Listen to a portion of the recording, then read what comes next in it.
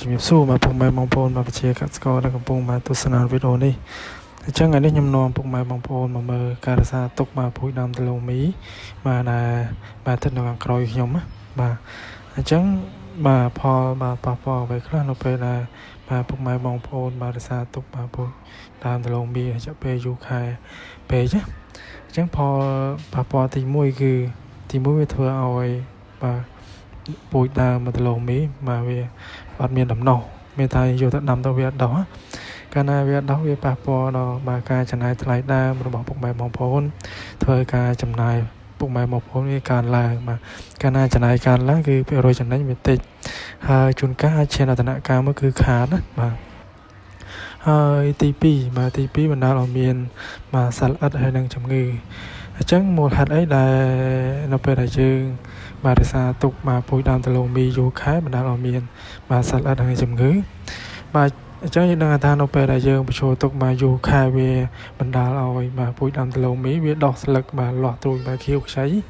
អញ្ចឹងវាជាផ្នែកមួយនៃការតាក់ទាញពពុះបាទសត្វល្អិតបាទអញ្ចឹងពពុះសត្វល្អិតមានដូចជាពពុះបាទចៃសហើយនិងរុយសបាទអញ្ចឹងពពុះបាទចៃសនិងរុយសវាធ្វើការបាទបឺតជញ្ជូបាទរស់ពីបាទស្លឹកពូជដើមដំឡូងមីវាធ្វើឲ្យស្លឹកបាទពូជដើមដំឡូងមីវាលូតលាស់អន់កាលណាលូតលាស់អន់វាពាក់ព័ន្ធនឹងទិន្នផលអញ្ចឹងវាអាចធ្វើឲ្យទិន្នផលបាទដំឡូងមីថយចុះអញ្ចឹងណាហើយទី2គឺបណ្ដាលឲ្យមានជំងឺហៅថាជំងឺបាទមូសេអ៊ិកអញ្ចឹងមកជំងឺមូសេអ៊ិកនេះវាមានរោគសញ្ញាបាទទី1គឺបាទស្លឹករបស់វាគឺមានពណ៌បាទបៃតងលឿងស្រាលហើយការលូតលាស់របស់វាគឺក្រិនហើយទំហំផ្ទៃស្លឹករបស់វាគឺតូចបាទស្លឹករួញបាទហើយវានឹងកាត់បន្ថយទិន្នផលពីចន្លោះពី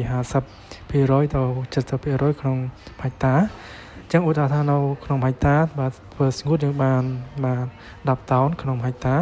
អញ្ចឹងនៅពេលដែលវាកាត់ជំងឺហ្នឹងនៅសល់តែបាទ5ឬក៏4តោនទេក្នុងហិកតាបាទ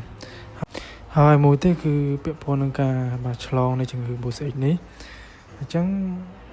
បាទភ្នាក់ងារចម្លងនៃជំងឺមូសេអ៊ិកនេះមានទី1គឺរុយសហើយទី2គឺមនុស្សយើងហ្នឹងហើយទី3គឺពាក់ព័ន្ធទៅនឹងបាទសត្វពាហនៈហើយទី4គឺពាក់ព័ន្ធនឹងបាទសម្ភារៈកសិកម្មអញ្ចឹងពាក់ព័ន្ធទៅនឹងបាទភ្នាក់ងារចម្លងនៃជំងឺមូសេអ៊ិកនេះវាមានបាទរុយសអញ្ចឹងមានន័យថានៅពេលដែលរុយសធ្វើការបើជញ្ជូបាទរុក្ខរស់ស្លឹកដំឡូងមីក្នុងចការបាទកចោះបាទបន្តមកបាទរុយសធ្វើការបំលាស់ទីពីចការបាទដំឡូងមីកទៅចការដំឡូងមីខអញ្ចឹងធ្វើឲ្យចការដំឡូងមីខវាបាទផ្ទុកនៅជំងឺមូសេអ៊ិកដែរហើយវានឹងឆ្លងតាមមនុស្សយ៉ាងនៅពេលដែលបាទកសិករគាត់ធ្វើការសម្អាតស្មៅហើយគាត់ប៉ះបាទផ្ទាល់ជាមួយនឹងបាទដំឡូងមីដែលផ្ទុកនៅជំងឺមូសេអ៊ិក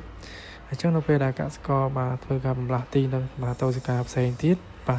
នឹងបាទដាំដំឡូងមីផ្សេងទៀតវានឹងកើតបាទជំងឺមូសេអ៊ិកនឹងដែរហើយពាក់ព័ន្ធនឹងសត្វពាហនៈដូចគ្នាបាទក៏វាឆ្លងតាមនឹងដែរ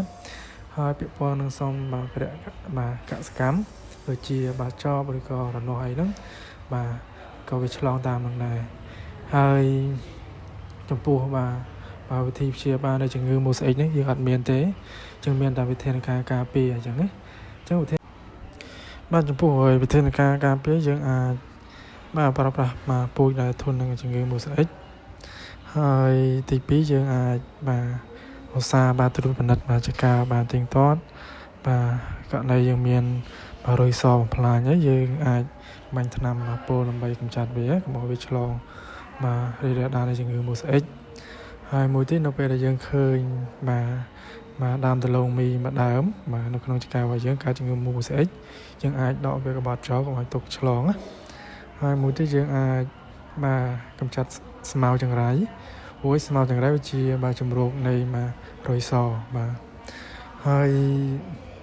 មួយទៀតខ្ញុំនឹងណែនាំអំពីបាទការរក្សាទុកបាទពូជដើមដំឡូងមីឲ្យបានយូរខែអញ្ចឹងបាទទី1មកបាទពុកម៉ែបងប្អូនអាចជ្រើសរើស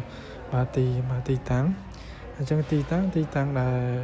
បាទនៅបាទទីវាលបាទមិនមែនបាទនៅក្នុងម្លប់អញ្ចឹងបាទដំបូងពុកម៉ែបងប្អូនធ្វើការបាទភ្ជួរលើករង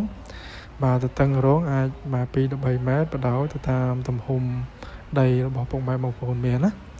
ហើយបន្ទាប់មកយើងធ្វើការជ្រោយដីឲ្យវាម៉ត់ល្អហើយបន្ទាប់មកយើងធ្វើការស្រោចទឹកចឹងណាហើយបន្តមកទៅយើងនឹងបញ្ឈរបាទពូជដើមដលូមីជារាងអក្សរ A បាទហើយក្នុងមួយម៉ាច់យើងបាទចងដើមបាទ20ដើមបានអញ្ចឹងណា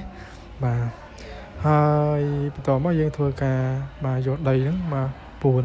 បាទគល់ពូជដលូមីដែលចងបាច់ហ្នឹងណាហើយបើសិនជាពុកម៉ែបងប្អូនមានលទ្ធភាពអាចបាទស្រោចទឹកវាទៅហើយឧស្សាហ៍បាទត្រួតពិនិត្យបាទបើសិនមានករណីរុយសអីយើងបាញ់ថ្នាំវាទៅហើយមួយទៀតយើងអាចបាញ់ថ្នាំជីបំពន់បន្ថែមទៀតចឹងណាបាទ